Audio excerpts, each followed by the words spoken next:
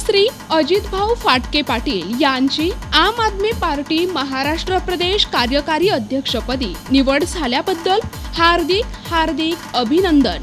शुभेच्छुक श्री प्रकाश ज वडवणीकर, कला शिक्षक, अहमदनगर शहर कला सांस्कृतिक आघाडी।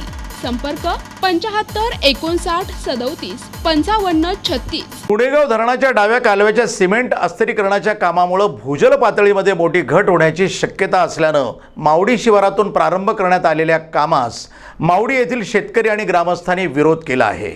अन्न आणि पुरवठा मंत्री नामदार छगन भुजबळ हे शुक्रवार दिनांक 9 फेब्रुवारी रोजी मावडी परिसरामध्ये कालव्याच्या पाहणीसाठी आले असता ग्रामस्थांनी त्यांना कामास विरोध करीत याबाबतचं निवेदन दिलं आहे। येवला तालुक्यातील सिंचनाच्या वाढीसाठी मांजरपाडा प्रकल्पाअंतर्गत पुणेगाव धरणातून येणारं पाणी पूर्ण क्षमतेनं डोंगरगावपर्यंत पोहोचवण्यासाठी पुणेगाव आणि डोंगरगाव कालव्याचं अस्थिरीकरण करण्यात येत आहे।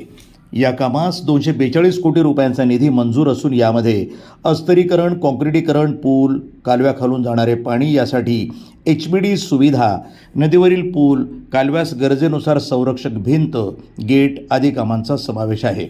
सदरचं काम हे येणाऱ्या पावसाळ्याच्या आत पूर्ण करण्याच्या दृष्टीनं युद्ध पातळीवर काम सुरू असून हे काम बघण्यासाठी शुक्रवार तारीख 9 रोजी राज्याचे अन्न, नागरी पुरवठा आणि ग्राहक संरक्षण मंत्री छगन भुजबळ हे संबंधित अधिकाऱ्यांसह मावडी शिवारामध्ये आले होते।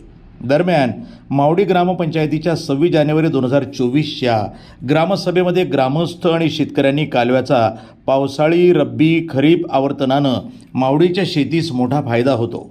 या सिमेंट काँक्रीट अस्थिरीकरणानं मावडीच्या भूजल पातळीमध्ये मोठी घट होऊन बागायती शेती पूर्णपणे नष्ट होईल आणि शेतकरी आणि शेतमजुरांवर बेरोजगारीची वेळ येईल। तसंच नागरिकांना पिण्याच्या पाण्याचा प्रश्नही गंभीर निर्माण होणार आहे।